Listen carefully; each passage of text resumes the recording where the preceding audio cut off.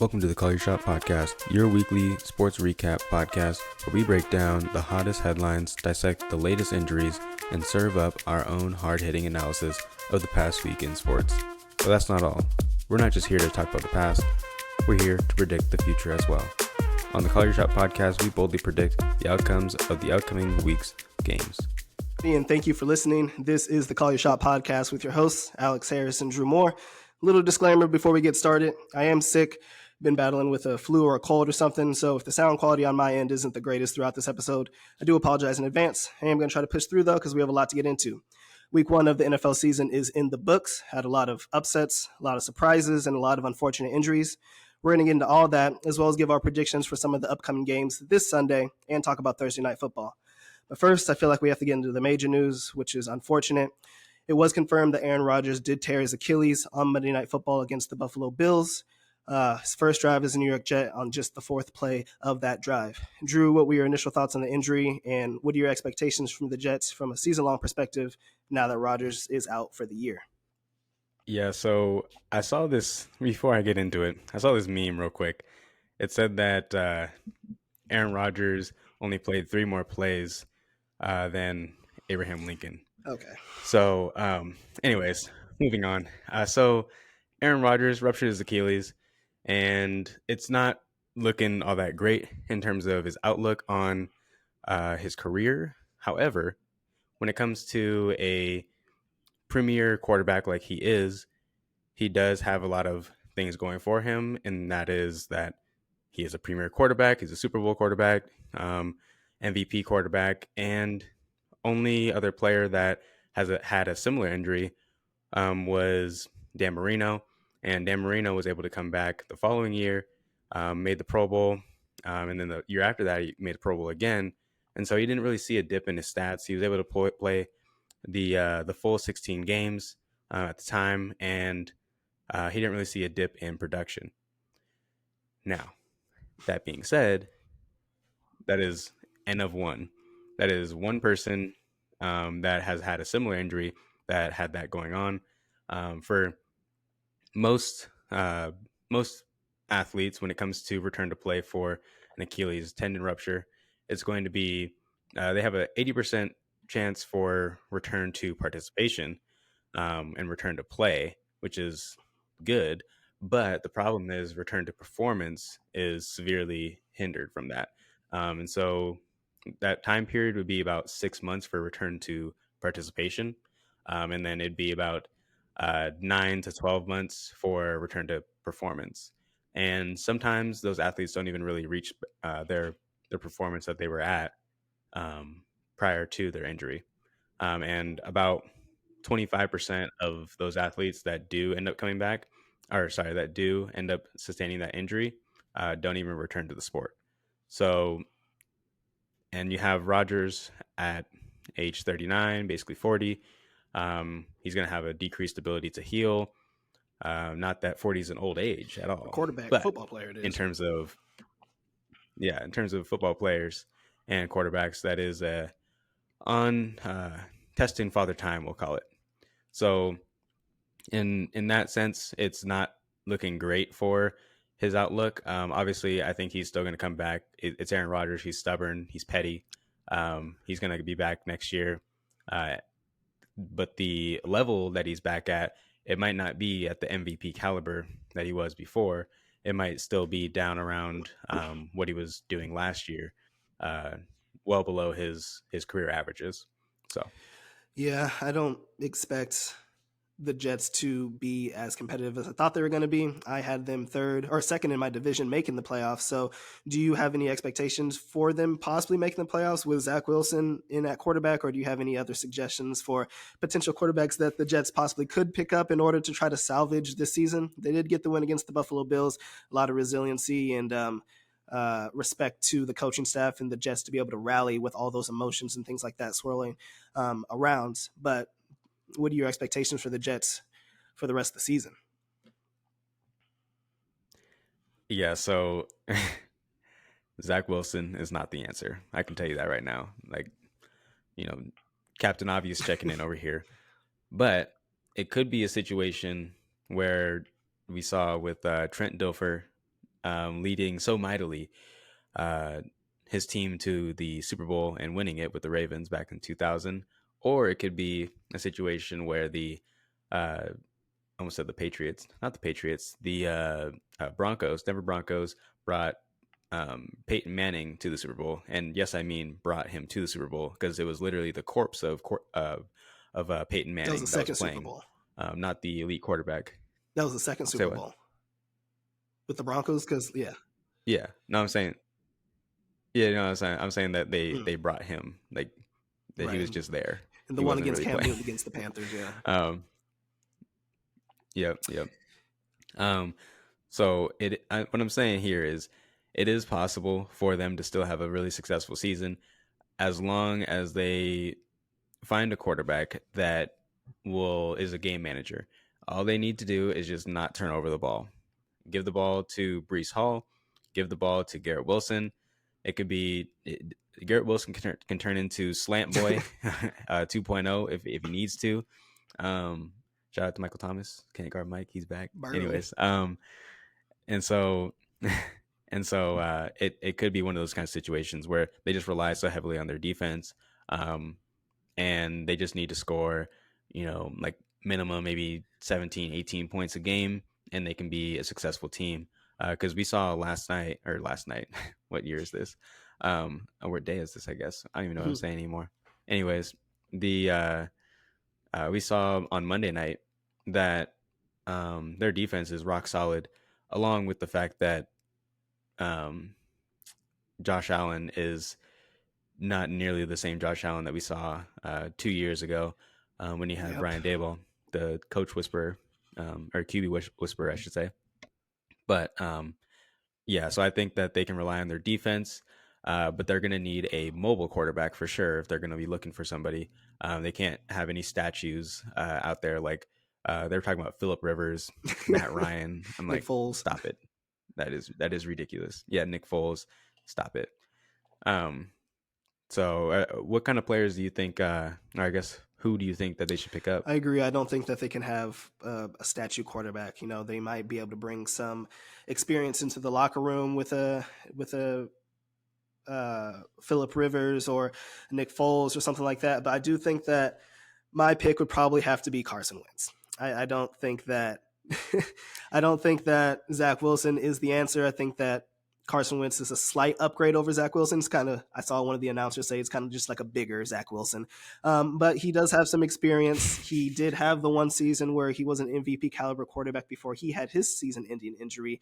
So I do think that he would be able to provide that kind of boom bust potential that the Jets kind of need. I understand that they do need a game manager, but similar to last year, they're going to need sometimes to win the game. They're going to need their offense to score a good amount of points, especially in this stacked AFC and the division with the Dolphins and the Bills. So I think that Carson Wentz probably would be my answer. There was talk about Colin Kaepernick and his representatives reaching out to the Jets. I don't think Colin Kaepernick is the answer either. So I think of all the people available, Jameis Winston was also into a little bit of consideration too, but I think Carson Wentz ultimately would be my pick for a replacement. Robert Salo, was talking, saying that, Zach Wilson is our quarterback and things of that nature. But as we saw last year, it's pretty much the similar situation to they were in last year. That didn't go very far. Their defense was able to carry them to a lot of wins, but they kind of ended up being on the outside looking in from the playoff perspective, finishing with about 8 wins. So if they don't make a change or an upgrade at quarterback, I think that is going to be the similar type of situation. They're still going to be a good competitive team. They're still going to have an elite defense and a good running game, but I just don't think that Zach Wilson will be enough. So if I were them, I would give Carson Wentz a call. Do you have any other suggestions at quarterback?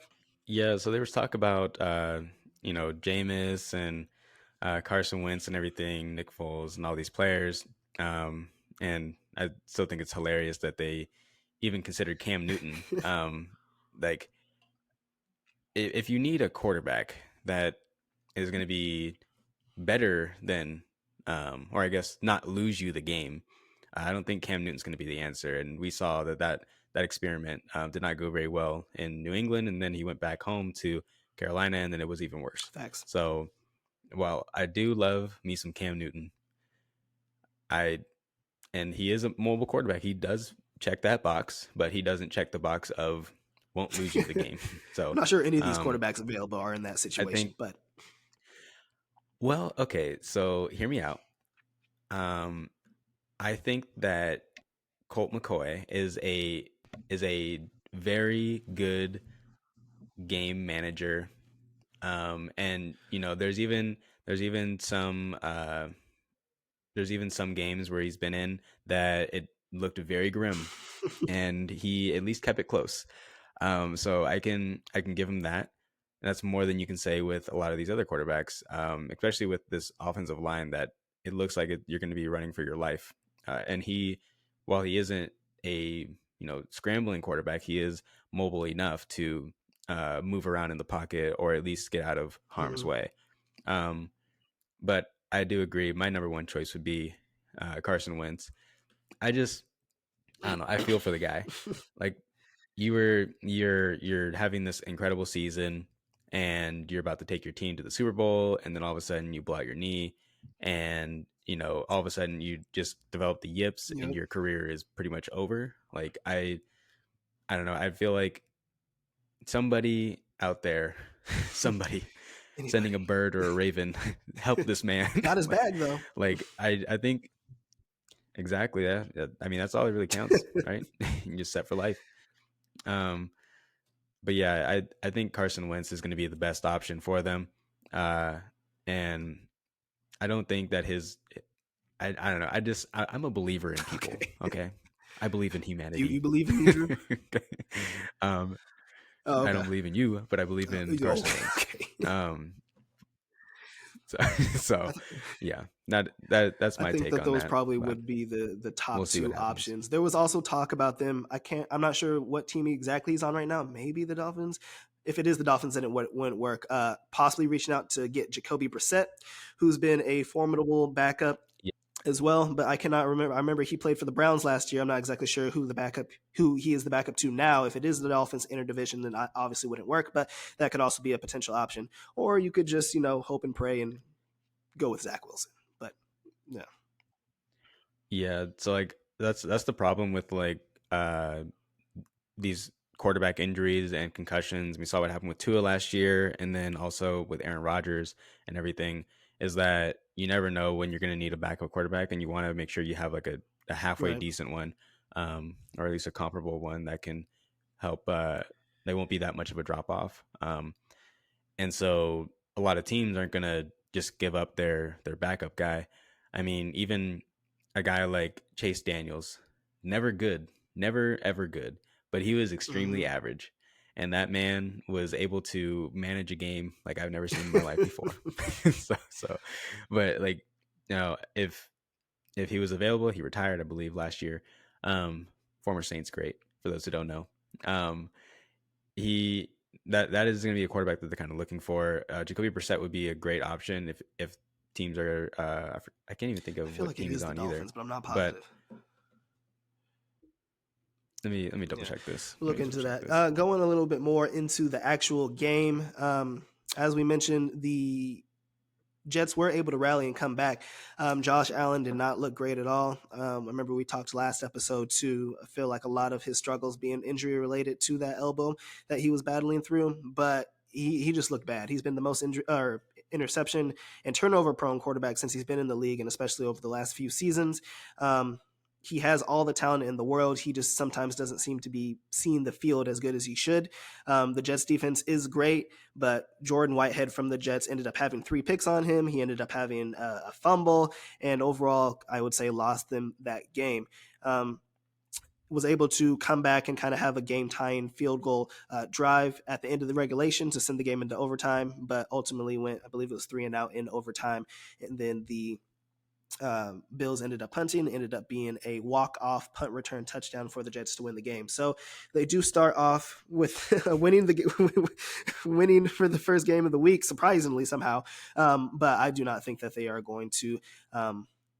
I don't think they're going to make much noise if they don't make any changes. And that's to say, even if they do make a quarterback change, I still don't really believe it may increase their chances slightly to make the playoffs, but I still don't really change my expectations or outlook for them. I think I would probably have them solidly third in the division, just ahead of the Patriots, but very much behind the Dolphins and the Bills.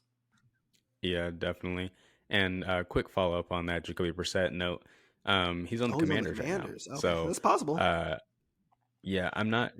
Well, see, you would think that, but Jacoby Brissett is, I think, better than Sam Howell. If that's the Sam I Howell don't know about all that. that's going to I be don't know going about all that. forward, dude. Did I you watched the see the game. game? Like, They won the game, 17-16 against the Cardinals. Cardinals are probably going to be the laughingstock of the NFL. They're not going to be good. I understand that, but Jacoby Brissett's been in the league for a very long time. We know what he is. He's a game manager. He's not going to lose you the game, but he's not going yeah, to win you the game. Teams don't want their franchise quarterback. he was very good last year. He was On the very good Browns, last year for he was the okay. Browns. Yeah, for the Browns, he was very He was good okay. last year. And when he was He better than went Watson. like 4-7, I think. He was very good last year. He was not the reason Either why way, they I think lost. that the Commanders are kind of in the mindset. Well, there's a couple games he Exactly. was. The Commanders are in the mindset. I think that Sam Howell may not be as good as Jacoby Brissett now, but he has a higher ceiling. We already know what Jacoby Brissett's floor is, but he doesn't have a high ceiling. Sam Howell, while he may be in turnover prone and things of that nature, he is more mobile than Jacoby Brissett, and he is younger, and maybe could possibly develop him and Eric Bieniemy as the new offensive coordinator there. So I just think that they would rather take the shot on him. But I do think you're right; they may be less likely to move or trade Jacoby Brissett, knowing that they aren't necessarily a sure thing at quarterback. So that may be a difficult thing for them to do. Any more notes on the actual game when Aaron Rodgers was out? Yeah, so I have this note here. The Jets are 1-54 all time when trailing by 8 or more, and they were down by 13. They were down by 10, 13-3. Halftime. And Rodgers was out, and it looked very grim. And then all of a sudden, they just decided, hey, actually, we're not gonna just give up and go away and cry ourselves to sleep. Thanks to Josh Allen playing for both teams. And yeah, basically. And then also another note on the last game there was Josh Allen. He has 84 turnovers since Brian Daboll has left. So, and that's averaging 2 turnovers a game. And that's the most in the NFL. So we'll get more into it. A lot of the games that happened this last week, and there were some upsets and surprises. Nothing really changed my rankings or division expectations, except for this game. This game, as I mentioned, basically bumps the Jets out of playoff contention for me. The Dolphins and the Bills are honestly a toss-up for who could win the division. I think the Bills are going to figure it out.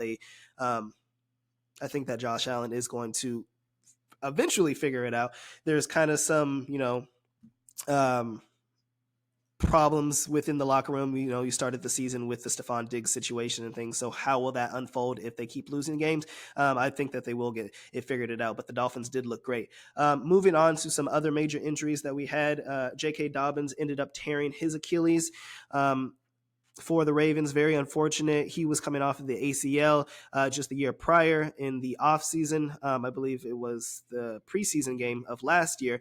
He looked fully healthy. He actually looked okay, pretty solid coming into week 1. Ended up even falling into the end zone for a touchdown, and now tore his Achilles and is out for the season. He was looking to get a contract extension going into the season, but the Ravens were kind of the mindset of a lot of the NFL. Basically like, well, we don't want to pay you, and especially don't want to pay J.K. Dobbins, who's been nothing but injury prone since he's come into the league. So any thoughts on that injury, Drew, and kind of what is the recovery process for a running back position? I know the only recent one that I can think of is Cam Akers with his Achilles, but any thoughts on that? yeah, so unfortunately, this is looking even worse for J.K. Dobbins because I believe this is his 4th year in the league. I was a believer in him. I drafted him just about every year. And except for this year. This was the only year I didn't draft him because I was like, fool me once, shame on you. Fool me twice, shame on me. You know what? Let me try one more. Try it a third time. Third time's a charm. Backfired again. So I was like, God damn. So, but yeah. So he's going to be out. Similar timeline as Aaron Rodgers. However, when it comes to running backs, it is very grim. You do see like a very steep drop off. With performance versus quarterbacks, different demands, different positions. So you can still be a pocket passer and even like a more being able to move around in the pocket as a quarterback. However, if you're a running back and you rely on your explosivity, or if you're a wide receiver or another position that requires some of those more explosive movements, that is going to be way more problematic for these kind of players. Now, is he going to be in the league going forward? Probably be a Maybe, backup. possibly. Yeah, exactly. So there'll be a team out there that needs a running back because injuries always happen. Sign him for like the veterans minimum, and that's unfortunately what his career is going to end up being. He's not going to be the same explosive running back that he once was. We saw the same thing happen with James Mm-hmm. Robinson last year, and then Cam Newton as Cam well, or Akers. Cam Newton, Yeah. Cam Akers as well. Yeah, Cam Newton's on my mind. But yeah, so we saw what happened with these players here. And then there's also another note I wanted to make is that a lot of people are like, oh, it's the turf. The turf is the problem. Like, we need to switch it all over to Yeah, there was grass. major However, outliers about like, that. the, yeah, so one of the big things is that there's this study that looked at injuries on, or specifically Achilles tendon ruptures on grass versus turf. Um, and they found no statistical significance between the two playing surfaces. So that being said, there's no reason to assume that Achilles tendon ruptures would be more of a cause or be caused more um, on turf than there would be on grass. Um, Now that going over to Achilles or ACL ruptures and ankle sprains and stuff like that, yeah, now that can have an impact on it because you're not able to absorb as much of the, or you're absorbing too much of the force as opposed to the ground taking a lot of that force. So when it comes to ACLs and other injuries like that, yeah, grass, better option. But when it comes to Achilles tendon ruptures, not so much.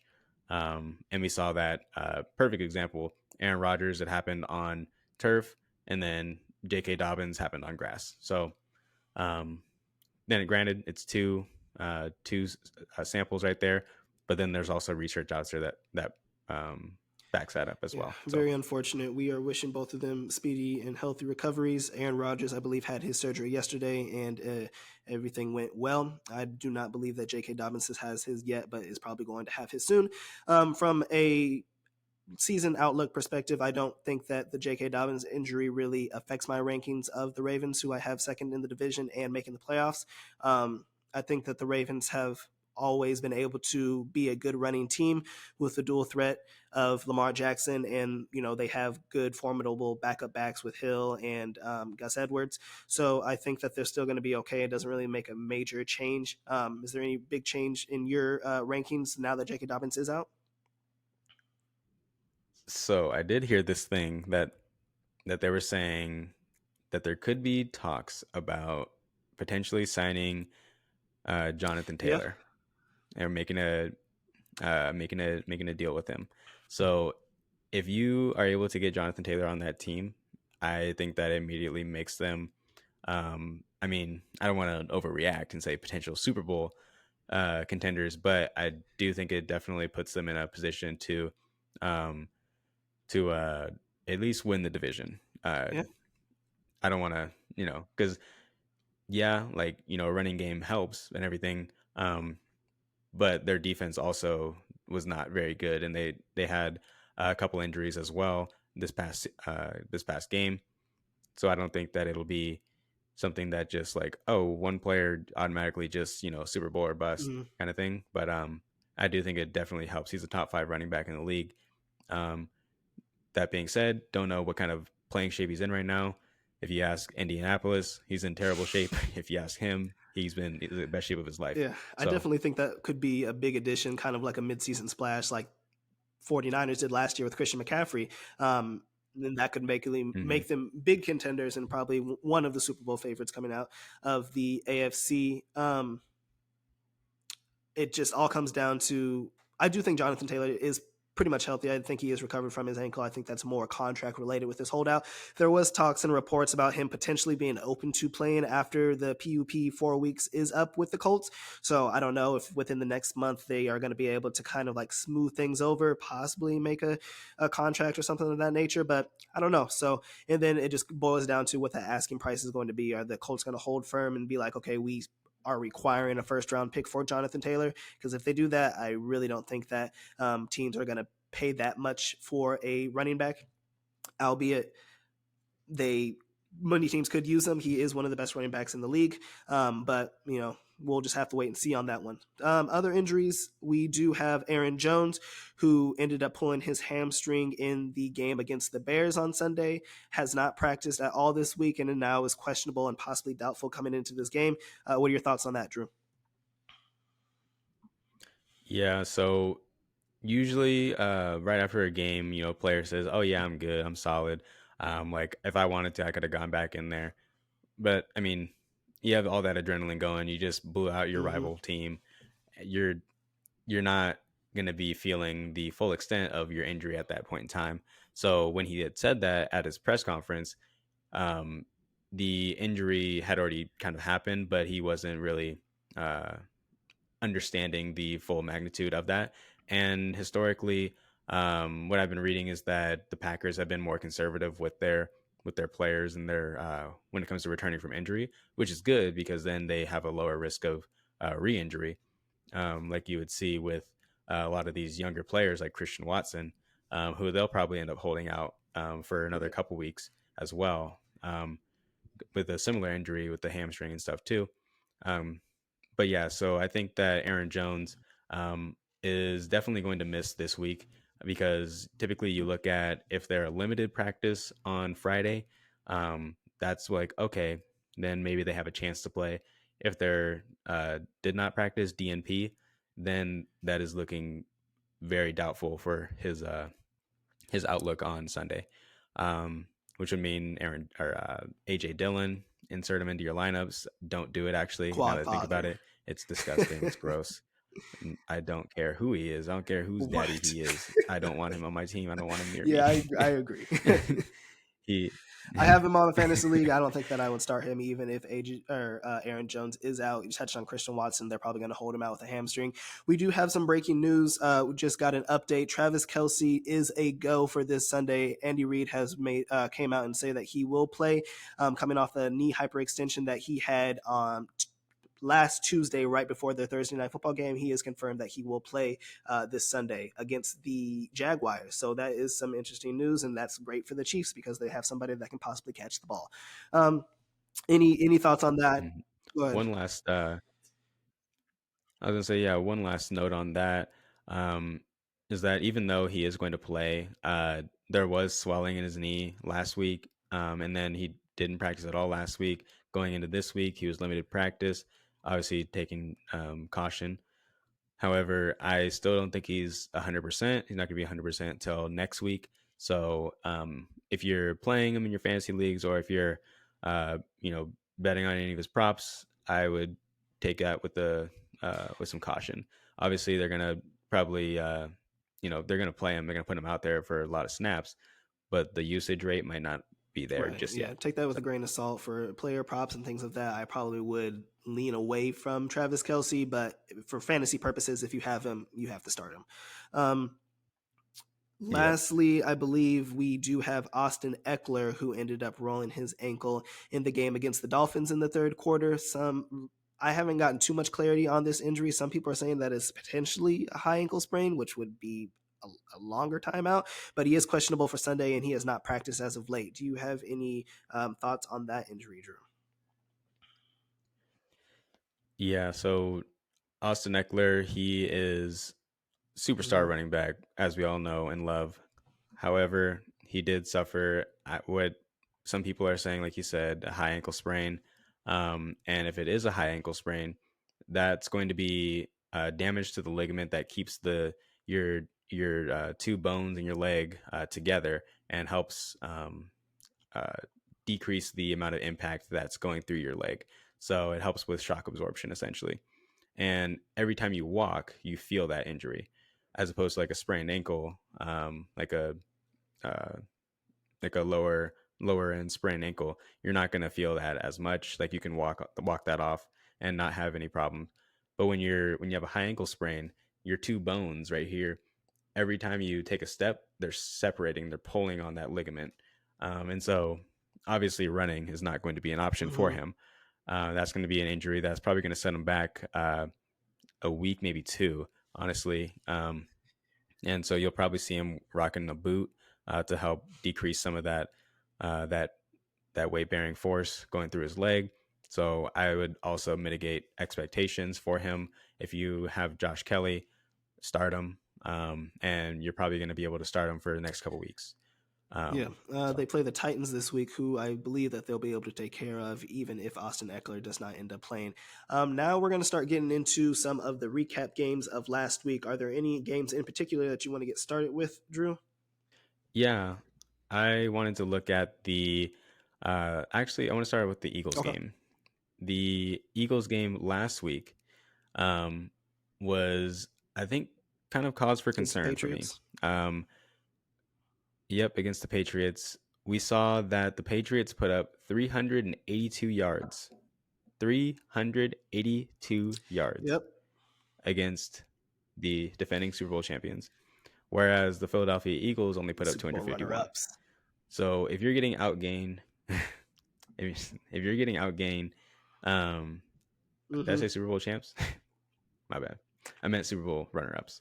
Um, if you're getting outgained by the Patriots, who are not projected to have a good season by any means, and if you are giving up 382 yards to them as well, what happened to your defense? What happened to this stout defense that everybody was talking about last year? Yeah. But it's just like I said before, is that they played against a bunch of injured quarterbacks and they had a lot of weak competition. Yeah. Now I'm not saying that they're not good. I'm not saying that they're not good. I'm saying that, you know, when they have a quarterback that is halfway decent, which I think Mac Jones is halfway decent Solid. when he has people to throw to, um, they're going to see problems in the defense. And you saw that last night with Kirk Cousins too. If Kirk Cousins wasn't Kirk Cousins in prime time, then they probably would have Hey, lost Kirk that Cousins game as played well. well last night. So We'll get a little bit more into that later. But going off the game last week against the Vikings, yeah, the Eagles didn't look too great. The defense started off hot. I think they started off, it was like 0-17. Darius Slay had a pick six on a tip pass and all that. But the defense does not seem as good as it was last year. That may be competition based. Overall, the Eagles, both offense and defense, didn't look too great against the Patriots last year. I do feel that is partly due to Bill Belichick and his scheming plan. Bill Belichick's always been known to take away what you do best. The Eagles do a great job of running and then being able to air the ball out, and the Patriots kind of lean more back on like a zone defense, and then kind of made Jalen Hurts beat them on kind of like a short intermediate passes and things like that, and methodically moving the ball down the field. And then Mac Jones, they made Mac Jones look borderline elite. He was one of the only quarterbacks all of week one to throw for over 300 yards and 3 touchdowns. So I think that the Eagles defense is definitely not as good as it was last year. I think that they will get better. You still have some of the rookies, and I think that they will improve as they get more comfortable in the defensive scheme. But you know, it is kind of a weird situation. The Eagles ended up winning that game. The Patriots had a chance to come back and win, but the Eagles did get the stop. And then, as we know, the Eagles did win last night. So they start off 2-0, but you just don't feel as confident as you did last year when they were just running over teams and just blowing them out. So that is something to monitor as they start playing the division games against the Cowboys and start playing some of the better teams within the NFL. How are they going to look when their defense actually does need to make stops, or their offense needs to kind of have a shootout type potential situation? So that was definitely interesting. I want to get into, I'm just going to rip the Band-Aid off now, is the Seahawks getting their asses kicked by the Rams. Very unfortunate injuries happening. I think it was kind of a karma situation. I talked all last week about how my expectations for the 49ers were kind of lower, and having them losing the division to the Seahawks were because of the injury proneness to this 49ers team. And then the Seahawks were just like, hold my beer, and proceeded to have everybody on their team get hurt. Both their tackles went out. Tyler Lockett ended up getting a big hit, and he was in concussion protocol, and he was out for a while, ended up coming back in. But overall, the Rams were just the more physical team. The Seahawks seemed to be stuck in the mud after the second half, after the first half, and they just couldn't seem to move the ball. Had the lead going into the half and things like that, but that's basically where it stopped. The Rams defense was pretty good, giving pressure on Geno Smith. They weren't able to get their passing attack going, and overall, Matthew Stafford looked completely healed from his injury, and he looked good. Had Tutu Atwell and Puka Nacua out here looking like prime Robert Woods and Cooper Kupp, and it was terrible. They had a solid running game. I think they had 40 rushes, and overall just controlled the game on all facets. They were able to move the ball pretty well on the intermediate passes and crossing routes, and then when the Seahawks did overcommit, they were able to capitalize on some of the couple big shots to Tutu Atwell. So very unfortunate. Rams start off 1-0. Surprisingly, Seahawks go 0-1 in the division and are tied with the Cardinals now. So we have a big game coming up this week against the Lions, which is I'm not too confident about. But I do ultimately think the Seahawks will eventually bounce back. I'm still not exactly ready to change my rankings against the 49ers, even though they looked great. But what were your thoughts on the game overall, Drew? Be nice. I mean, I think this was just a good old fashioned take him behind the woodshed. Like there were a couple of those like that last week. Yeah, this was definitely an eye opening game for me, and probably also for the Seahawks hopefuls out there. And maybe it's a coming out party for Tutu Atwell and Puka Nacua. I think Puka Nacua definitely has a pretty bright future. A youngster out of BYU. I mean, who knows when Cooper Kupp's going to be back, honestly. Or even if he is back this year, who knows? But, I think that they definitely found a diamond in the rough. And Sean McVay always does a great job of getting what he can out of his wide receivers and putting them in, or scheming up plays to where it's just plug and play, essentially, for wide receivers. And then also when you have Matthew Stafford, he's always been a extremely average quarterback. We've had this conversation before. He is above average quarterback. I think he's extremely average. Super Bowl champion. I can throw to Calvin Johnson, like Super Bowl champion. There's been tons of quarterbacks that have had elite talent in wide receivers that haven't, had. There has been nobody like Megatron. Okay. There is nobody like Megatron. Okay. Okay. What is your definition of average? Just real quick, what is your definition of average? Because not last year, but prior to that. Oh no, prior to last year. What did you think that he was? Average, probably about high 280 something yards or so. Top 15, maybe about 280 yards, and then about maybe like a touchdown and a half per game. Ranking among other quarterbacks, though, do you think he's like top 15, top 20, top 12, top?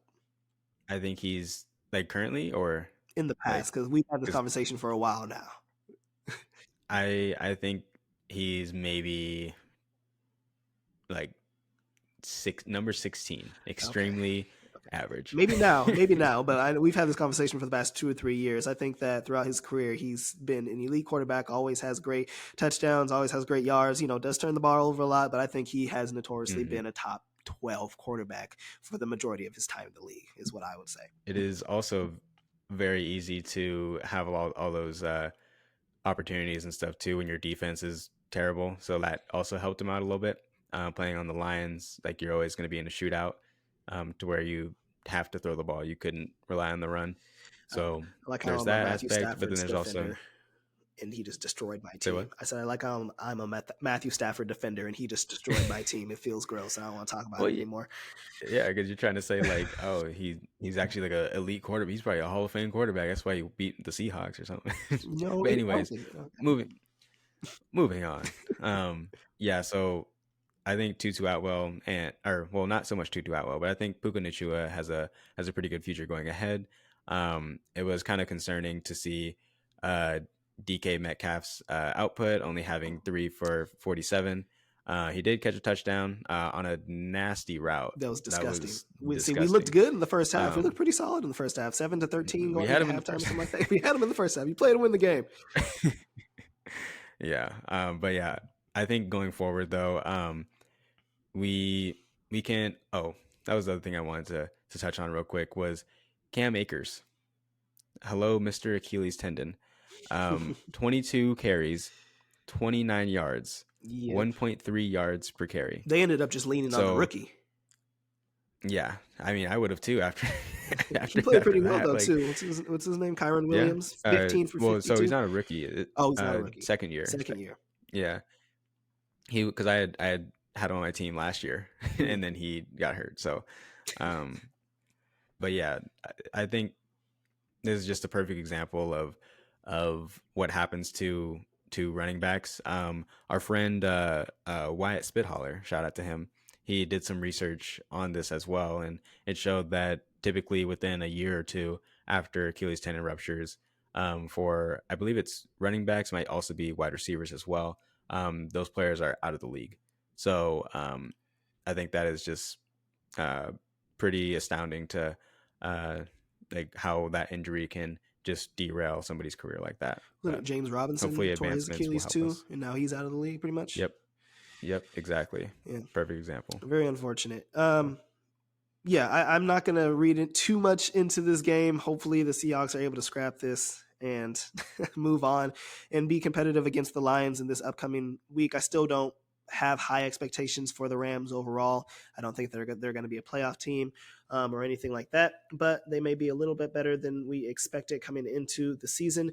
Moving on, what They game? might finish second. Okay, stop it. You want? Yeah, call your bet. You want? I'll do it right now. No, I'm not. No, Nah. no. We just we I'm not just doing got that. woodshedded by the Rams, Drew. You don't want to. You don't want. You don't want to bet. Nah, I'm good. They're winning their Like division. Clayton always said, maybe I may be crazy, but I'm not delusional. They're All tied right. with the 49ers, man. They're winning the division right now. Oh my I'm God. giving you a game. Anyways, moving on. What game do you want to get into next? I think we can move on to the uh, Cincinnati Bengals. Yeah. The Cincinnati Bengals. My goodness gracious. Talk about dusting off the old rust. Joe Burrow had his team scored all of 3 points. Say it again for 3 people in the points. back. 3 points. Okay, so our good old friend Jolton Joe, not DiMaggio, but Burrow, he had 82 yards passing. Yep. 82. So I obviously don't think that this is going to be what is going to be expected out of the Bengals. It's obviously not a good look for my MVP pick. Same. But it is only one game. I think that there is plenty of time to get back from this. We'll call it a scrimmage, expedition game, and it also just happened to be a rivalry game. So the dog pound was going crazy, and the Browns were they really needed this win to get their season off on the right foot. A lot of people are high on the Browns, which is kind of interesting. I am still not a believer in Deshaun Watson, but I do appreciate their defense and their and Garrett Wilson. Why can't I think of his name? Myles Garrett. Defensive lineman. There we go. Different Garrett. Myles Garrett. And his ability to attack the quarterback, and that D line is nasty too. Their secondary is much improved from last year. I still do think that they have some work to go. So I don't think that they're going to be in a playoff team. I don't want to, but Borderline. you can only do so much with just handing the ball off to Nick Chubb 30 million times, especially if your passing game isn't really going to be there as well. So if they can get Deshaun Watson like even halfway to the quarterback that he was in Houston, I think that they're going to have a really bright future. So yeah, I think as you mentioned, I don't think that this was a good start for either of our MVP picks. Both of us had Joe Burrow winning the MVP this year, and it goes to show, anything can happen in Week 1. Both like the favorites for the MVP picks, whether it be Mahomes, Burrow, Hurts, and Josh Allen, nobody looked great in Week 1. Jalen Hurts looked a little bit better last night. But going back to the Browns-Bengals game, it's kind of similar to what happened last year. Joe Burrow kind of had an injury coming into the season last year, was a little rusty, didn't get a full offensive training camp, and they ended up going 0-2 and losing to the Steelers. And you start with this year against the Browns, who I had them winning this game, but looking more into it, it's not necessarily as surprising. It was a rain game, which I feel played more into the Browns' situation, what they like to do, running the ball. So the Bengals weren't really able to get going passing. And Joe Burrow coming into this game, I believe, was like 1-4, 1-5 against the Browns. So it's an interdivision game, and they just seem to have his number. So not overly ready to push the panic button or anything like that on this game. I think that the Browns had a good game plan, which is usually their game plan overall. Play solid defense. Myles Garrett looked great. The secondary, like as you said, looked improved with Ward, and running the ball with Nick Chubb. And I don't think that Deshaun Watson, in my opinion, is ever really going to get back to that MVP caliber type player that he was with the Texans. He's now kind of more of a game manager that has the ability to make good plays. Didn't play all that great in this game, but he didn't necessarily have to. Had a nice scramble at the end of the first half. But overall, I think that the Browns just controlled this game on all facets and are going to be a good team within division, probably a 7, 8, 9 win team type, something like that on the outside looking into the playoffs. Kind of similar to the Jets situation. They have a good defense, and then the quarterback isn't necessarily one that you can depend on. But obviously, the Jets have a better defense, and then the Browns have a better quarterback. But I think that they're going to be in similar type situations. I do think that the Bengals are going to bounce back and are going to be okay going forward. This week they play against the Ravens, so that'll be a very fun and interesting game. I feel like it's going to tell us a lot about this division, but I think that Joe Shiesty is going to be okay. Jamar Chase, T. Higgins, they're all going to be fine. But it was a butt whipping. So moving on, one game that I wanted to get into and that you had good expectations for was with the Packers and the Bears. Jordan Love looked great against the Bears, albeit the Bears defense looked like trash and was expected to be one of the bottom defenses in the league this year and showed it. But I digress. Jordan Love had 250 yards, 3 touchdowns, no interceptions, looked really great. Their offense looked solid, even without Christian Watson. Still had Romeo Dobbs, still had Aaron Jones being a dual threat running back. And making some big plays for them. And their defense looked good. They were able to overall contain the QB to a degree. I'm blanking on his name Justin right now. Fields. Justin Fields. And they just couldn't. The Bears couldn't do anything. DJ Moore didn't seem to be that too much of a big of an addition for them. Chase Claypool didn't look very great. They couldn't get the run game going with Herbert. And overall, I think that the Packers took complete control of this game. So what were your thoughts? Yeah, so I'm not gonna pat myself on the back, Okay, because I mean it's the Bears, So they, and even without Aaron Rodgers, they still own him, own them. So I mean, so I think that it was a really great win. They blew them out. they did what they were supposed to do. Exactly. And I still don't. I think it was kind of disrespectful that they had the same win total for the Bears as they did for the Packers. Like, agreed. Are we forgetting that the Bears literally won like 4 games last year? Like, yeah, Justin Fields looked good. They thought he was going to take a step forward. Like 7.5 wins for the Bears. Like, come on, that's ridiculous. But I think that this was kind of like not necessarily a statement, but a step in the right direction for what the Packers could be. And people that were initially down on the Packers, I think that they're starting to realize, okay, actually, Jordan Love isn't terrible. He's not Trey Lance. And he's actually has some potential to be a good quarterback, because he was playing underneath Aaron Rodgers for a few years there. So hopefully he learned something. I'm guessing he did. And with their defense being able to contain a dual threat quarterback like Justin Fields, it kind of shows some promise that they can hang with some of the better quarterbacks in the league. That being said, Justin Fields cannot throw the ball to save his life. For accuracy, he's like Josh Allen, has a howitzer for an arm, but no accuracy. Don't know where it's going. Then he started throwing it to DJ Moore, and then he stopped. So I I I am a DJ Moore truther, and this was again one of the years that I did not draft him because it was 4 years in a row of of high expectations and nothing coming out of it. 2 receptions for 25 So yards. yep. And so they brought in DJ Moore, and they were like, "Oh, this is going to be the game changer for Justin Fields. He's going to throw for all these yards, and he's going to have, like 300 passing yards a game and everything like that." And no, like it's still Justin Fields. Like, let's mitigate our expectations. He's a running quarterback first, and that's how they were able to stay in games last year. Was he ripped off like 80-yard runs, 70-yard runs, and that was ultimately what ended up keeping them in the game, not because he was throwing bombs down the field to wide receivers that were like below average last year and maybe took a step this year. Like I think that people's expectations for Justin Fields were way too high. So I had a nice throw to Darnell Mooney towards the end of the game for a touchdown, but I agree.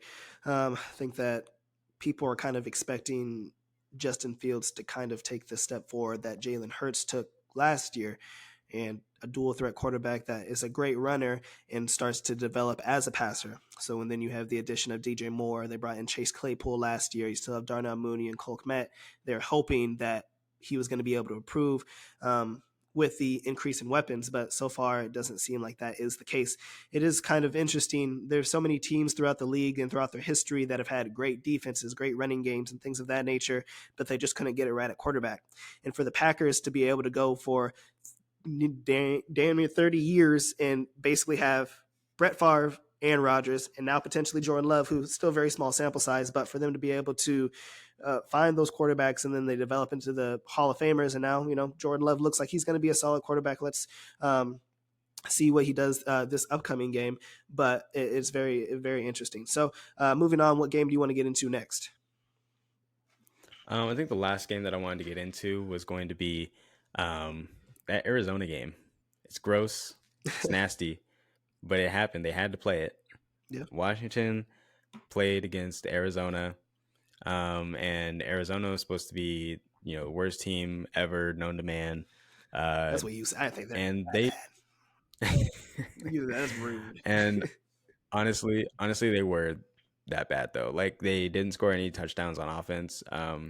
Their points came from their defense and just poor play from Sam Howell. So I think that going forward, like, take what you saw with a grain of salt. Like, oh, maybe the Cardinals aren't that bad. No, they actually are like that bad. It's just Washington is pretty bad this year, a lot worse than a lot of people were hoping for. Agreed. People had high expectations for Sam Howell. I think it was funny that Ron Rivera even said, like, oh, if I knew that he was this good, then I would have started him last year as well. Like, how do you not, know what you have with your quarterback?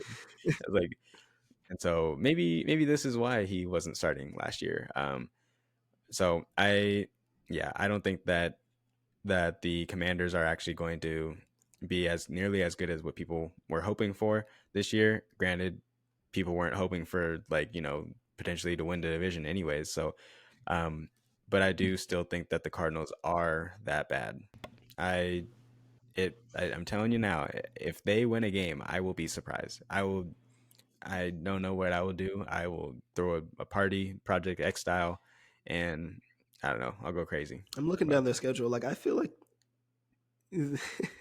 the Texans is basically the only game that I feel like I give them a chance in. And, maybe by that time, CJ Stroud might develop and actually might be better. There wasn't too much to get into on this game. It was kind of a gross game. A defensive game, but that was just mainly because the offenses aren't great. It was nice to see Brian Robinson, fully recovered from the gunshot wounds last year. I know he came back last year, but now he looks basically fully healed. Ended up having a solid running game, not that great yards per carry, but ended up actually getting a reception, which people were surprised because they thought that was going to be more of the Antonio Gibson role. Both of them only had one reception each, and Brian Robinson didn't have that touchdown. Kind of going on.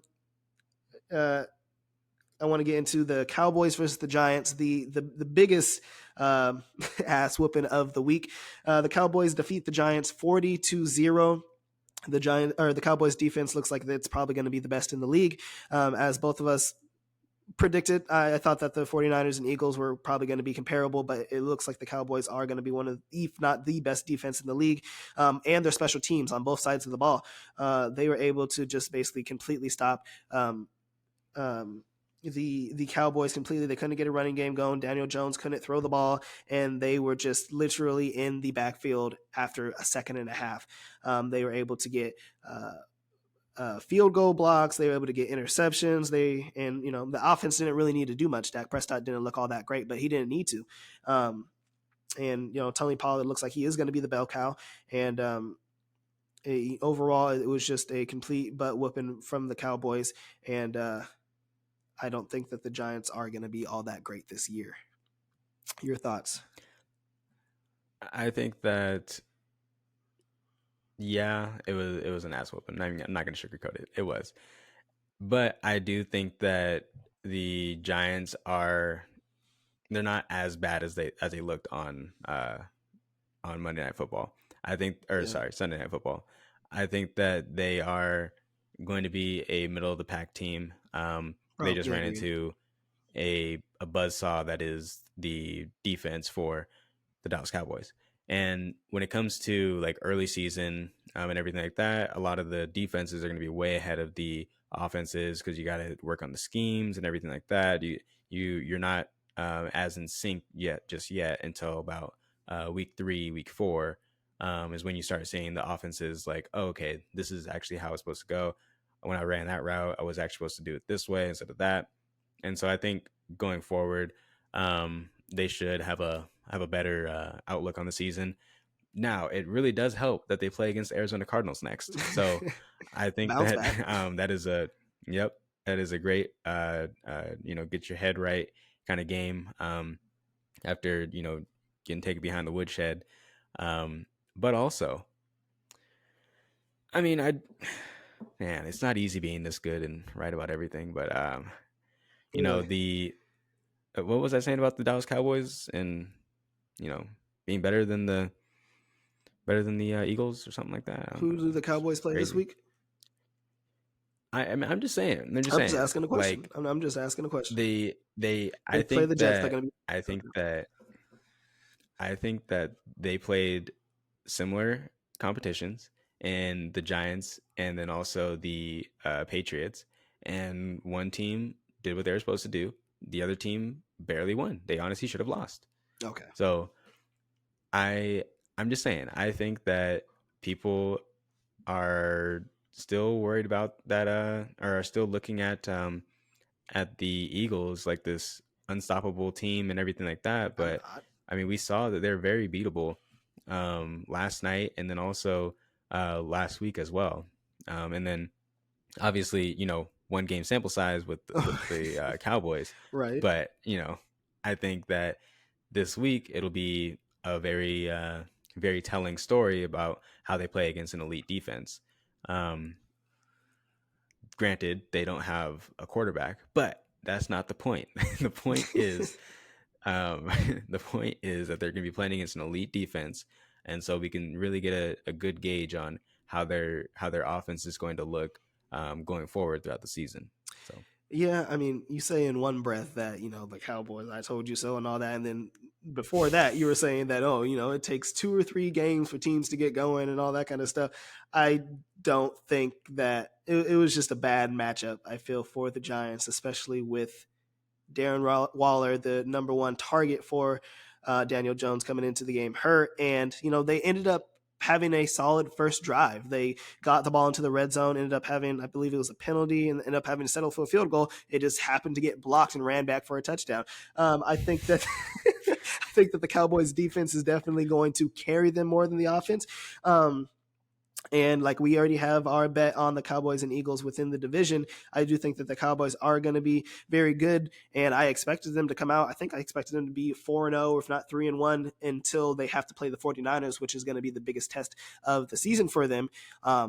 They start off pretty easily, now that Aaron Rodgers is out. So you have the Giants, and then you have the Jets now, then you have the Cardinals, then you have the Patriots. Then you start to get into the competition where you have to play the 49ers and the Chargers, then the Eagles. So we'll see after these first month of games, and then we'll see what it's like when the Cowboys actually have to play a good offense, and maybe their defense doesn't just skunk a team, and then Dak Prescott doesn't have to do anything, because when Dak Prescott actually had the ball, he didn't do all that much with it. Like some of his receivers dropped the ball, but he didn't look all that great. But I'm not going to overreact to That's that, fair. just like I'm not going to overreact too much to this game.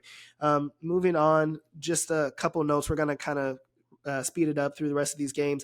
Falcons end up beating the Panthers. We didn't really get to see much from Desmond Ridder, as they didn't really need to do much. They basically ran the ball the whole time with Tyler Algier and Brian Robinson. Bryce Young looked inconsistent. Obviously, he was a rookie, so I feel like he's going to battle through those type of situations. I don't think that it's going to be much easier against the Saints for this upcoming game. But any quick notes on the Falcons versus Panthers game? Yeah, one quick note was that Desmond Ridder at one point was 4 for 4 with no yards. Yep. So I think that going forward, also mitigating expectations for your pass catchers for the Falcons. Drake London, Kyle That being Pitts. said, That being said, they were winning in this game, so they were able to just run the ball and not have any worries about it. So, but in the weeks to come, they're not going to be in these kind of situations. The game script's going to be way different. They're going to be behind in these games, and they're also going to need to throw. So we'll be able to see if his depth of target is going to be maybe at least a yard or a couple yards down the field. So, yeah. Next, we had the Texans versus the Raiders. The Broncos versus the Raiders. The Raiders end up beating the Broncos in a close game. The Broncos did look better, and with under the Sean Payton offense, and Russell Wilson ended up getting a touchdown from Cortland Sutton. But overall, the Raiders looked better than I thought they would too. I thought the Raiders were going to be one of the lower end teams in the league. I still thought they were going to be formidable, but Jimmy Garoppolo, and you have Devontae Adams and Jacoby Myers, who looked very good as well. So what were your thoughts on that game? Yeah, who's Devontae Adams? Who's that? I don't know. I only know Right. I only know Jacoby Myers. But yeah, I think that the Broncos lost the game when they first started to be like the I mean it was 2009 Saints against the Colts in the Super Bowl. Sean Payton coming out with a bang like he usually does with the onside kick, and it worked in the Super Bowl. He's like, "Well, I can't work again." Right. Oh, it didn't, and then the Raiders went down and scored, and ultimately they ended up losing by 1. So if they wouldn't have even done that, they might have actually ended up winning the game. Yeah. Because you put them in like perfect field position at that point in time, on like I believe it was like the 40-yard line or something, and then they just go down. And typically, you see a lot of offenses do pretty well on their first drives, depending on who their offensive coordinator is, and who's scheming the plays, because the first play of or first drive of the game, maybe the first 2 drives of the game, and then after halftime, those plays are typically schemed. So it's not a lot of like the quarterback calling audibles and stuff like that throughout the whatever the defense is throwing at them. It's going to be more so based on scheme and based on what they've shown in the past. So that is typically what I look for in terms of being like a good matchup for teams, is how is the coaching, and that's what plays a big factor when it comes to winning games. Now, that I think is going to be a problem going forward, because we saw with Sean Payton, they were able to put a drive together, but they weren't able to seal the deal. They scored 1 touchdown the whole game, and even with that, Russell Wilson still only had 177 passing yards. I don't think Russell Wilson's washed. I think that He barely had anybody to throw to, so that played a factor as well. They're going to have Jerry Judy back this week, so I Maybe. think that honestly, say what? Maybe. Well, he was full practice today, Oh, was he? so yeah, so he should be good to go, like a good to go bar. Anyways, um, so yeah, I think that he should have a better day ahead. But I am kind of concerned about Sean Payton's coaching ability at this point in time, Mm-hmm. um, especially because it hasn't really been able to. Well, one game, he wasn't able to scheme a lot of plays open for his team there. So I agree. Any game that you want to get into next? no, I think we can move on to calling our shots. Okay, we're going to have a new series in this show called Call Your Shot, where we are going to have a couple games, one or two, that we both predict are going to be basically games that we are 100% sure that are going to Charles Barkley Charles guarantee. Barkley guarantee. I still don't think that's a good thing to call it, but we'll go with that. So, what game are you going to call your shot on? Mine is going to be the Indianapolis Colts. They are taking on the Houston Texans this week. Um, I think that out of all the rookie quarterbacks, surprisingly, Anthony Richardson was not the worst. I think He that was the best.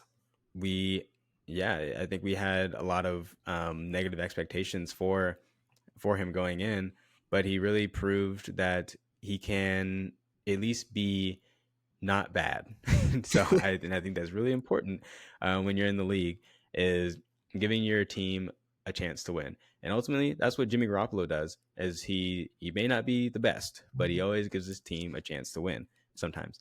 Um, but I think that yeah, like I'm looking at the line right now. It's they're 1.5 point underdogs. So I'm just gonna take the money line. I just think that they're gonna win. I didn't really like what I saw from CJ Stroud last week. It really it was really inconsistent. A lot of bad throws. Again, it could be just that nerves in the first game. Could be that maybe the team's just not good, which I don't think they are. But I also don't think that um, the competition that they were playing was good as well either. So I I'm gonna have to go with the Indianapolis Colts this week to beat the Houston Texans. Um, and I believe that Anthony Richardson is going to have another rushing touchdown. They tried to do what they do with Jalen Hurts, where they just like push the pile, but then they realized that, oh wait, this guy isn't like a Olympic power lifter like Jalen Hurts, and Right. we don't have Kelce as our center to like just move everybody as well. Um, so it ended up not working, but he was able to get in for a rushing touchdown. So I think that they'll get the job done this week. A little bit more news that just came out. Christian Watson was limited in practice today and is deemed questionable to play. So there is a chance that he gives it a go for week 2. I do like that pick. I think that the Colts did surprise a lot of people. You kind of have the situation with Anthony Richardson, kind of a boom bust player. People weren't exactly sure how good he was going to be. It was just kind of like leaning completely into the mobile quarterback situation, and the Colts basically went with the high upside. And there was not high expectations of him throwing the ball a lot. Had 37 attempts, had the passing touchdown, and he had a rushing touchdown. So overall, I think he looked good, especially compared to the other rookies, as you mentioned, with C.J. Stroud and Bryce Young. So I think that the Colts versus the Texans will be a good game for the Colts. The only thing I'm concerned about necessarily is the running game, other than Anthony Richardson, who had 10 carries for 40 yards, Deion Jackson, and the rest of the running back core isn't that great. You do have a return for their other running back that ended up breaking his arm in the offseason that came from the Bills. I can't remember his name offhand right now. If you have any idea. We'll have to look more into Oh, it. Zach Moss. Zach Moss. So he is supposed to play Yep, in this upcoming game. he's So not that good. so he might be something. He might be better rusher than Deion Jackson. But yeah, overall, I was very impressed by Anthony Richardson, given the expectations and all of the negativity surrounding the Colts organization with the Jonathan Taylor situation. Ended up throwing a lot to Michael Pittman, who a lot of people were out on this year just because they didn't think that he would get enough volume with Anthony Richardson, but ended up having 11 targets for nearly 100 yards and a touchdown. So I think that the Colts have the capability to beat the Texans pretty handily, and I do like that pick. My pick for the Call Your Shot segment this week will be the Saints over the Panthers. The Saints kind of struggled a little bit against the Titans last week, which was a little bit surprising because I do think that the Saints offense is very good and will be even more improved when Alvin Kamara does come back after the suspension. But overall, I just think that their defense is going to be better than the Panthers, and Bryce Young seemed to struggle a lot with the pressure in his game last week. So I think that the Saints will be able to have the pressure. They have a good secondary and Lattimore, and overall, I just think that they'll be able to beat the Panthers pretty handily. Currently, they are a 3-point favorite, so I would honestly take them +3 to win overall. And I think that just with Chris Olave, Michael Thomas, who still looks good and is still healthy as of right now, and the rest of their weapons, and Derek Carr, who does look like he is going to be an upgrade over Jameis Winston and Andy Dalton, I and told you. what the Saints. Well, I mean, nobody who argued that, who said that he was You going to be. did, man. I You're never you're tried. like, I I don't never. know. It's like you're He like is. it's a lateral move. No. You said it was a lateral move. I can't remember what the quarterback that you were saying it was. You were saying it was a lateral move with Derek Carr and Jimmy Garoppolo. That's what you said was a lateral move. That is also a lateral move. No, it is not. But Derek Carr is Yes, it definitely is. an upgrade. He seemed to establish a good rapport with Chris Olave, who is the clear wide receiver 1 on this team. And overall, I think that they'll be able to come out to an early lead and just be able to hold it and run the ball. So that is currently my pick. Do you have any other ones, or do you want to get into the player props? Yeah, I like that pick a lot. Obviously, me being a Saints fan, but also I think that we're really getting out of hand here with this spread. There's no reason that it should be 3 only points. 3. It's I an have it. interdivision game. I Yeah, understand that. But, I mean, come on now. yeah. I So without Christian McCaffrey, like when they had Christian McCaffrey, yeah, okay, 3 points, that makes sense. No Christian McCaffrey, you No got a DJ rookie Moore. quarterback. No DJ Moore, no anybody on their team. They have some players, but Hayden Hurst. but yeah. So I I just I don't know. I don't see it. Um, yeah, I think this line should be closer to maybe 4.5 or so. Um, the Saints are definitely better offense, better defense, and Miles Sanders is not the answer on in the running front, and that's Agreed. a lot of the time when they would beat the Saints was because of their running game. When they have Christian McCaffrey here, I had these notes of when they had Christian McCaffrey, it was 25 for 108. There was one game he had 24 for 72.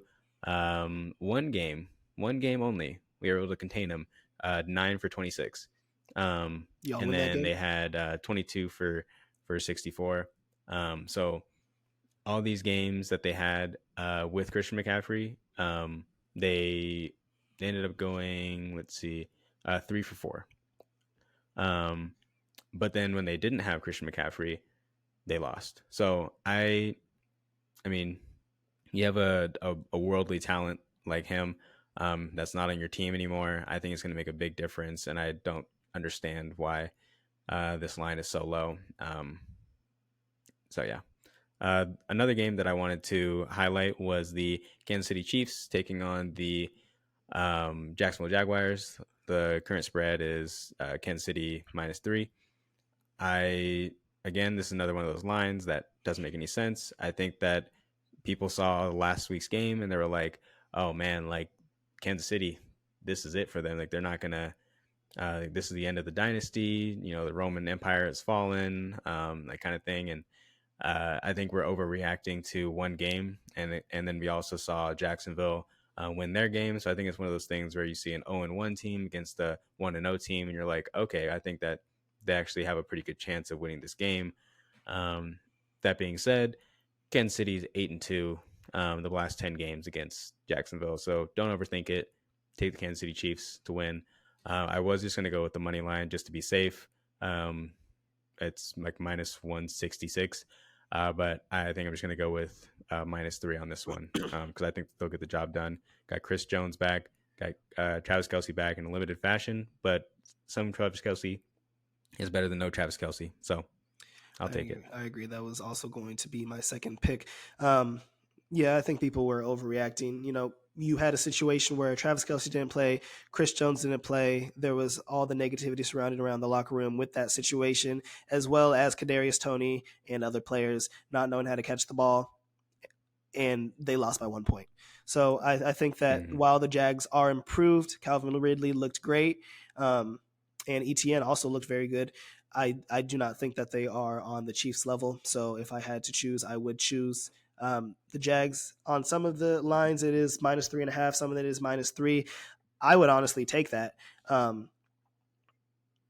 I do believe that they could win this game by probably about 4 points is probably what I would predict. One game that I was going back and forth on, I just wanted to know your thoughts real quick, were the Patriots were able to make Jalen Hurts struggle a little bit. And so were the Vikings, honestly. So I don't know if that's more on their defenses or more on Jalen Hurts and the offensive line overall. But I really do like the Dolphins over the Patriots. The spread from what I'm seeing currently is Dolphins -3. I know Bill Belichick always ends up scheming situations to make it very hard on the quarterback. I just think that with Tyreek Hill and with Jalen Waddle and Smythe and other additions that they have to the offense, I just don't think that the Patriots will be able to keep up. And I think that their defense is good enough to stop Mac Jones and make him struggle a little bit. I don't think that he'll have as good of a 3-touchdown, 300 game against them, even though he is going to have to pass a lot if it does end up being a high-scoring game. But I don't necessarily think it'll be that high-scoring. But I do have confidence in the Dolphins being able to beat the Patriots pretty comfortably. Jalen Waddle came into last game a little banged up with the core injury. He practiced in full the past 2 days, and it looks like he's overall pretty healed from that situation. So I think he'll be more involved in the offense this week. Last week, he only played, I believe, like 65% of the plays or the snaps. So I think the addition of him along with Tyreek Hill, who him and Tua look like the offensive player of the year and the MVP, I think that they'll be able to beat the Patriots very handily, but Bill Belichick's defensive scheme always kind of concerns me. So what were your thoughts on that? Yeah, I have this game being a 3.5 points spread, so it's pretty on par with what we see in the market right now. So I don't know. I think that the Patriots defense is going to be a pretty solid defense this year. They had a lot of injuries last year, and that's kind of where it kind of got lost in the shuffle when it comes to being able to keep up with some of these teams. And I believe that they would have won a few more games too if they didn't have these injuries as well. My only concern about like taking the Patriots on as an underdog is the fact that the whole offensive line, I kid you not, the whole offensive line for the Patriots is on on the injury report. That gave me more confidence in Two of choosing them, the Dolphins. yeah, and so like the two of them are in concussion protocol, so they probably won't play. One of them has a knee injury, one has a hamstring injury, one has an ankle injury, so they got basically leg down. What you want? What They you got got? injuries exactly, and so I don't know. It's a divisional game, and I would probably just stay away from it, honestly. Like, at least for me personally, you can do what you want, you know what I mean? But I'm gonna stay away because I tend to lean towards more divisional dogs because they seem to have more success, more familiarity. The line and the it's usually a closer game in that sense as well.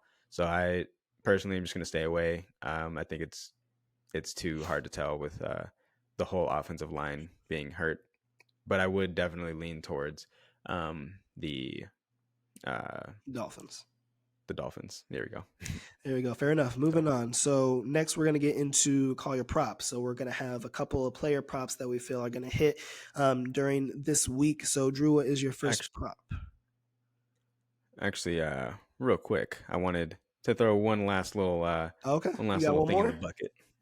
Yep, I got one more. I like uh, the Denver Broncos. We're from Colorado today, so I'm going to go with the Denver Broncos over the Washington Commanders.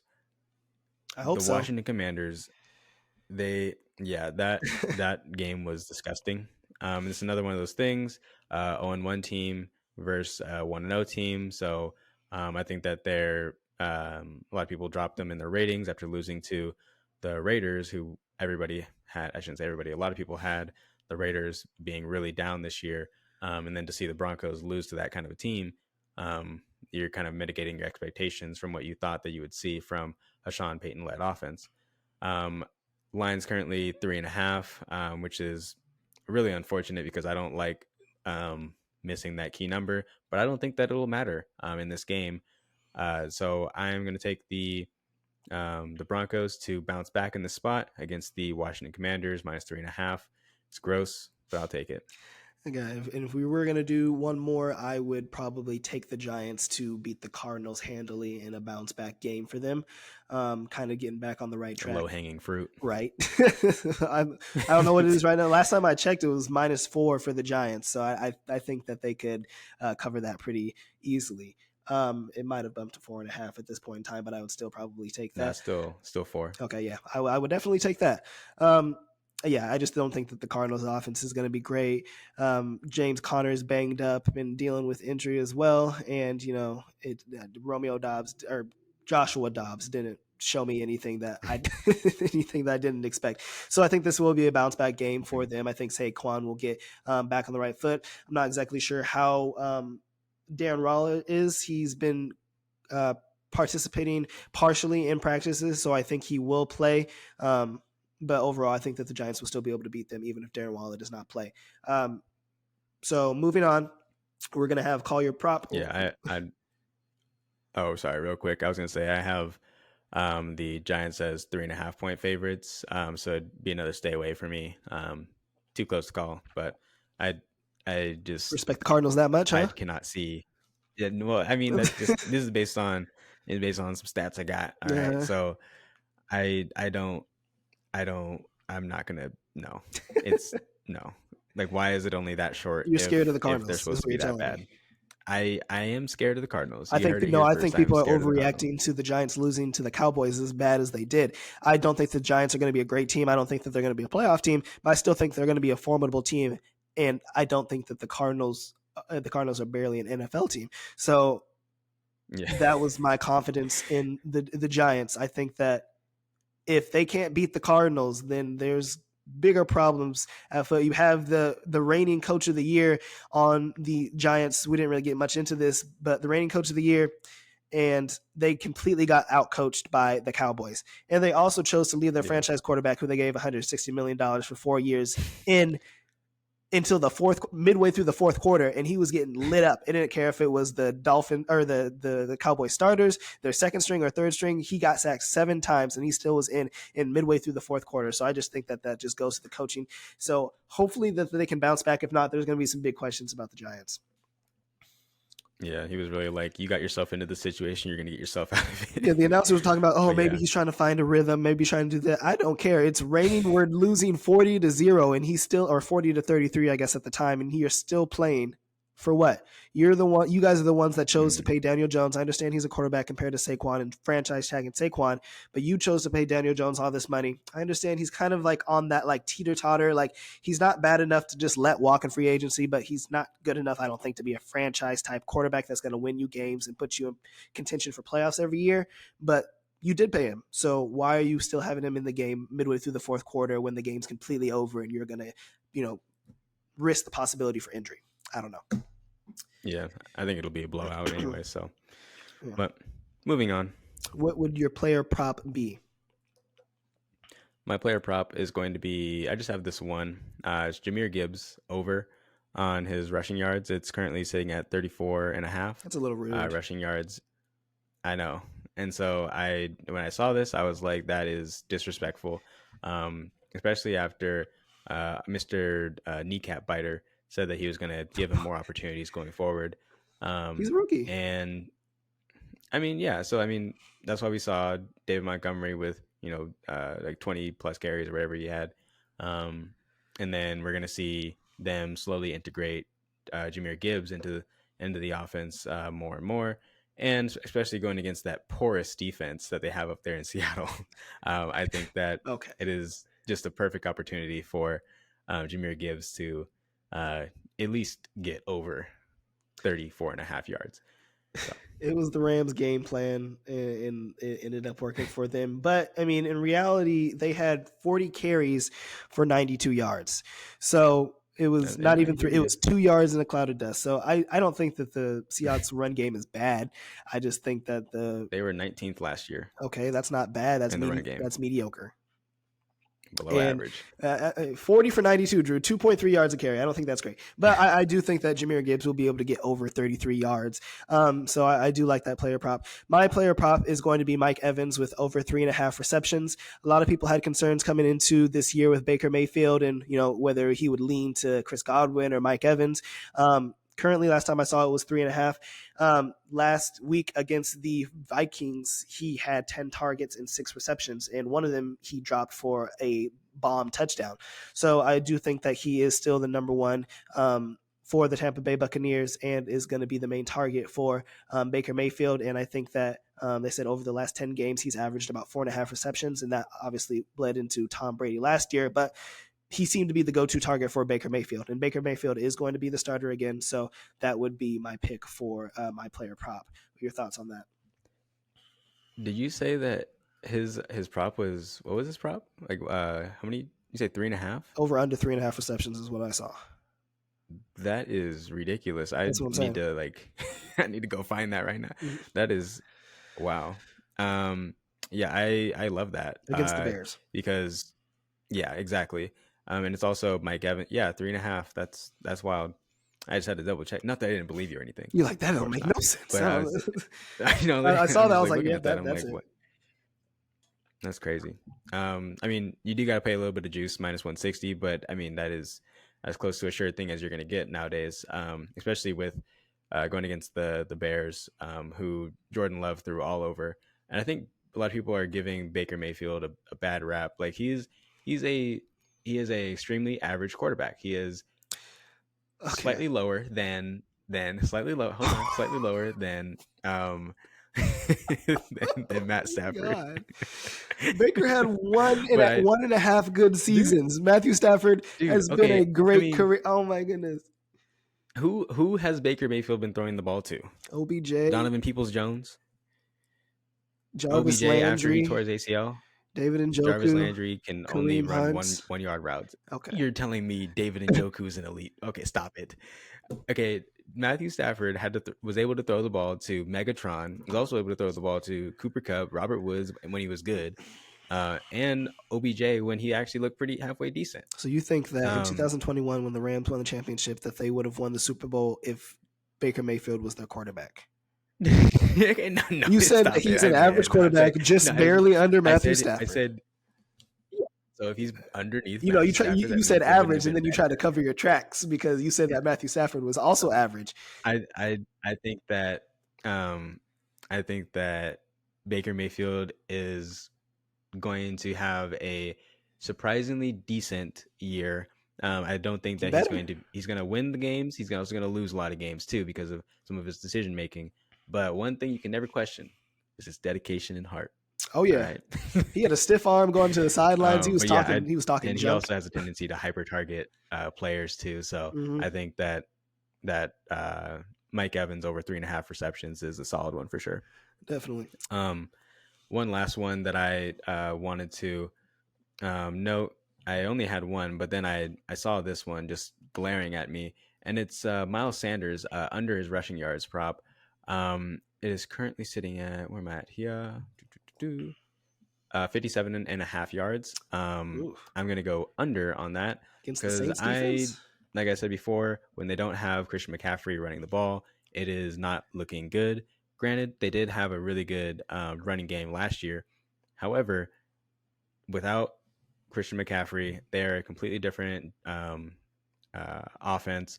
And when you have a a division team that knows what your schemes are, knows has a lot of familiarity with what kind of plays you run, what you want to do on offense, you're not going to have a lot of success. I was looking back over the years, and when they didn't have Christian McCaffrey on the field, they their top rusher had seven. This is last year, 17 for 55, then 10 for 40, 7 for 12. I'm no statistician, but that's not good. None of those times did any of those running backs go over 57 yards. So I just don't understand that line that they have right there for Miles Sanders. Yeah, he had a really good day last week, but I think I'm gonna sell high on that stock right there. So It sounded good when you said it, but then I was looking a little more into it. I would probably stay away from that one. It does concern me a little bit. I do like the Saints. Saints do have a good defense and probably have a good run defense with Cam Jordan. But last week they lost to the Falcons 10-24, and they still ran the ball 32 times, and Miles Sanders still had 18 carries for 17 yards, so 4 yards a carry, and that's still pretty good. So I'm not expecting them to be necessarily competitive in the game, but it does seem like regardless of the game script, whether they're behind, whether they're trying to hold the lead, it does seem like they're going to run the ball. So, and he did have over 60% of their carries. So that one would be a little concerning for me, but what is it? 56, 56 and a half? actually, I just checked it. It's at 59 and a half. Okay. So Well, it's a little closer. That scares me a little bit, but you're more confident in your run defense and the Saints defense overall as I am. I do think the Saints have a good defense, and Cameron Jordan and the defensive line I think will be able to stop the run, but I think that's all the Panthers are going to have. So they might try to carry and run no matter what. So that is a possibility, but I'm a little concerned about that one. If I had to name one more, I was going back and forth on it a lot. It would be for Trevor Lawrence pass attempts or pass completions. Pass completions. The over under is 24.5. I just think that in this situation with the Chiefs, they're going to have to throw the ball a lot. So in order to stay competitive, I feel like Trevor Lawrence is going to have a lot of attempts and a lot of completions. Going back to last game, how many did Jared Goff have against the Chiefs? Jared Goff had 23 completions against the Chiefs. So they kind of ran the ball a good amount. So I do think that if I had to choose one, I would probably take Trevor Lawrence completions over 24 and a half, but I'm still not 100% confident on that one, especially compared to the Mike Evans prop. So, yeah. Yeah, and I mean, I like it and I don't like it. I like it because they're going to be down in the game, and they're also going to need to throw the ball to stay up in the game too. So that just alone puts you at an increased volume, which is going to be good for completions, especially when you have Calvin Ridley running free, wide open in the end zone for my fantasy football team. And then also along with that, you're going to see a lot more of a rush coming towards. I won't say Patrick Mahomes. A lot more of a rush coming towards. What is that guy's name? Trevor Lawrence. There we go. Jeez. Yep. Coming towards Trevor Lawrence this week coming up.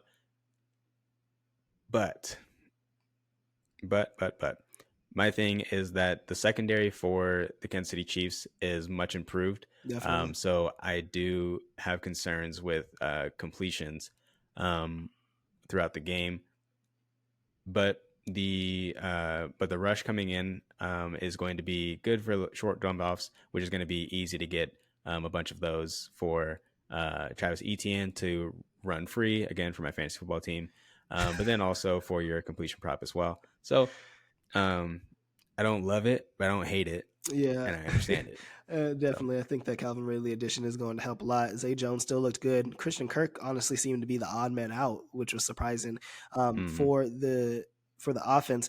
But, I also was going to say maybe a couple more dump offs for your man ETN. For those of you that don't know, Drew drafted last year. Drew was all in on the Broncos, and he drafted every player for the Denver Broncos. He drafted Russell Wilson, he drafted Sutton, Judy, Javonte, and this year it is they were going to be great. This year is going to be the Jaguars. He drafted Calvin Ridley, he drafted ETN. Did you draft Trevor Lawrence in any leagues or no? I couldn't get myself to do it 'cause I was like, I have too much stock. I can't. So I do think that I think it's a possibility, especially if it ends up being a shootout, which I don't know. It seems to be like when you expect a shootout, it doesn't end up happening. Kind of like with the Chiefs and the Lions last week, people thought it was going to be a shootout, and it didn't really end up. The only one that ended up actually being a shootout was the Dolphins and the Chargers, which we didn't get too much into. I guess if you want to talk about that a little bit, if your thoughts on that one. What Yeah, real quick. The my note that I had made about Travis Etienne last week, about him being able to catch more passes out of the backfield came to fruition. Granted, again, it's only one game, but we saw it play out. He had 5 receptions for 27 yards. So if he's able to get that kind of volume as well, I think he's going to be a really great asset for Trevor Lawrence to have coming out of the backfield too. agreed. Um, yeah, moving on to that. I don't want to call it a debacle, but a that concerning game for the Chargers, because you'd think that they had figured out, okay, we have this new offensive coordinator, we're great, we're playing this awesome offense, but then you see game management come into play. Instead of going out of bounds, they slide inbounds, and that ends up allowing the Dolphins to get the ball back. Some time left on the clock right before halftime. Jalen Waddle. Going down, kicking a field goal. Yep. And I mean, anytime you have Jalen Waddle or Tyreek Hill on the field, like you can pretty much get at least 50, 60 yards of offense going to where you're able to at least get into field goal range. We saw that with Tyreek Hill against the Bills in the AFC Championship game a few years back, and then also saw it again last week where Tyreek Hill was just man on a mission, helped him get into field goal position, and then also same with Jalen Waddle, helped him get into field goal position at halftime. But then that man, Tyreek Hill, faster than ya. He's just unbelievable. He had a great pick. I'll admit it. It hurts me to say that you were right, but Thank you. Granted, again, one game. Yeah, Don't Tua still overact, needs to stay but healthy for the whole season. He's currently tied for the That's MVP my favorite concern, with Patrick Mahomes. and that's ridiculous. That is But it that's makes jumping the sense. gun. It That's makes sense. jumping the gun. Yeah. I mean, I guess based on I like mean, how all the MVP favorites played last week, like we talked about with Patrick Mahomes, Jalen Hurts, Joe Burrow, and Justin Herbert, or not Justin Herbert, but Josh Allen, I guess. But I mean, for him to be the MVP favorite tied with Mahomes, I feel like is, I don't know. I don't know. I still have a lot of injury concerns, and it's only yeah. 1 week. We still got 16 more to go. So, again, I think Mm. it's going to be a high-powered offense. It was a very fun and entertaining game. I agree with you. I was very surprised about the coaching with the Chargers.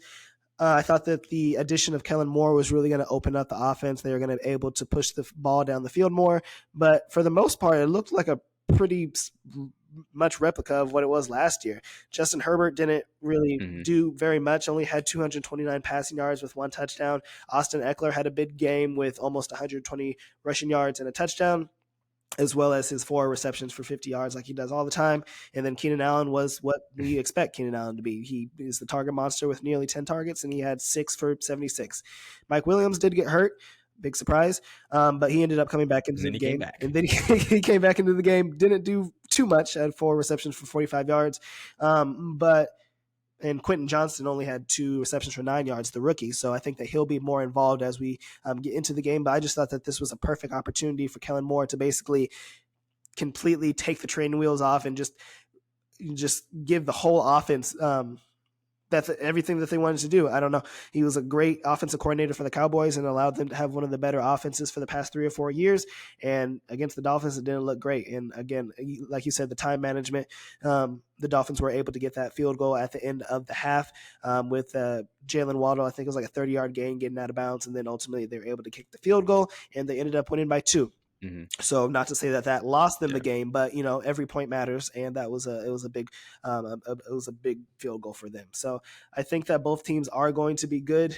We As we mentioned, we have the Dolphins playing the Patriots coming up, and then we have the Chargers going against the Titans. I think both the teams will win, and it's going to be a very fun and entertaining division in the AFC. Yeah. The one last note on the Chargers and their defense, which is probably why Tua jumped so high up in the MVP rating or voting, is last year the Chargers were sixth in the league in terms of coverage, whereas the Dolphins were 31st. There are 32 teams in the NFL, and the Dolphins were 31st. So the Chargers, yeah, they scored 34 points, but it doesn't help when the other team scores 36. And I think that kind of a testament to how well Tua was playing, and he made a lot of throws. He missed a few of them as well. Had a really bad pick, He but won that you know 500 he yards. also, yeah, I mean he had what 466 yards. Like that's unworldly. That's like Patrick Mahomes type of stuff. Now let's not get carried away again. It's one game. So we'll see how it goes coming up against better defenses going forward. I'm not too concerned about Justin Herbert's performance this week, but it is something to make note of, especially when you're going against one of the worst secondaries in the league, and they just lost their Brian Flores, who's improving Minnesota's defense, That was better. but yeah, I think that yeah, I think that it's kind of something to take note of, but not just jump ship just yet. So be on full tilt. I was surprised, like, as we mentioned before, the Dolphins do a great job at scheming their offense, and Tyreek Hill and Jalen Waddle and their speed. It just allows them and opens up the playbook for so many different types of things. But the Chargers Hmm. weren't able to get any pressure really on Tua at all. I don't think they had any sacks, and I was surprised because I thought that Joey Yeah, Bosa none. and Khalil Mack would at least get some pressure. But Tua was just the offensive line played well, and Tua was able to just get the ball out so quickly. So it was very hard for the Chargers to kind of adapt and react. So definitely, I know I mentioned it would be entertaining division. They're not in the same division, entertaining conference in the AFC. I just wanted to point that out. Any more Mhm. thing that you wanted to touch on for this upcoming week before we get out of here? No, I think that's everything that I was looking at this week. I think there's going to be a lot of good games. This is definitely one of the better weeks. Is the overreaction week.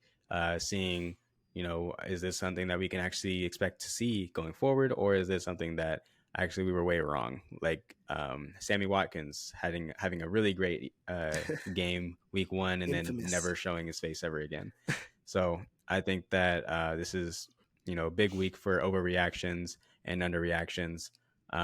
So I think we'll see another Saints W. Um, Okay.